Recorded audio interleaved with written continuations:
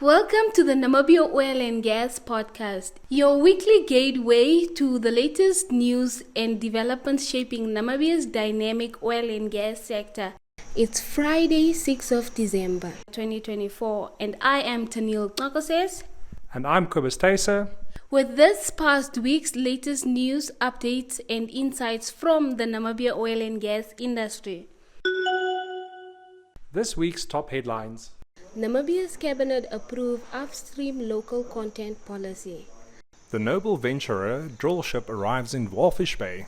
Halliburton expands operations in Namibia. Baker Hughes launches multi-modal facilities. First up, a monumental development for Namibia's oil and gas sector. Cabinet has approved the National Local Content Policy. This progressive framework aims to reduce reliance on foreign expertise and empower Namibians, targeting first oil production by 2029. Major players like Total Energies and Shell are advancing exploration. The Mopane field potentially accelerating production timelines. But what truly sets this policy apart is its integration with Namibia's broader goals, such as the Vision 2030 and the Harambee Prosperity Plan. It's a roadmap designed to ensure local businesses, labor and resources are at the heart of the nation's energy transformation. International operators will need to submit local content plans, ensuring Namibians are front and center in exploration, production and service delivery. This balanced approach fosters a welcoming environment for foreign investment while prioritizing local growth.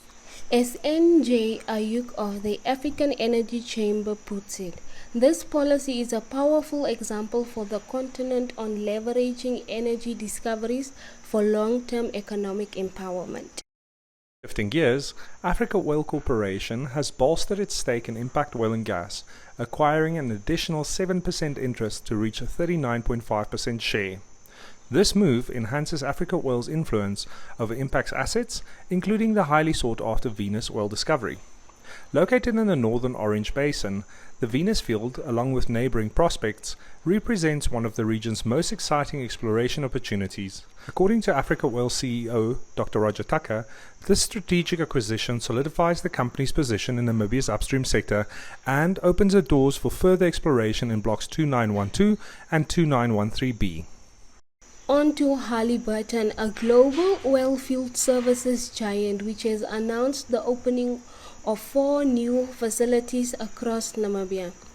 These strategic locations spanning Windhoek, Walvis Bay, Swakopmund and Lüderitz will support cementing, drilling fields, wireline operations and more. With a combined footprint of 20,000 square meters, these facilities promise to foster job creation and strengthen local expertise in oilfield technologies. Up to 200 Namibians will be employed, further aligning with the government's local content aspirations.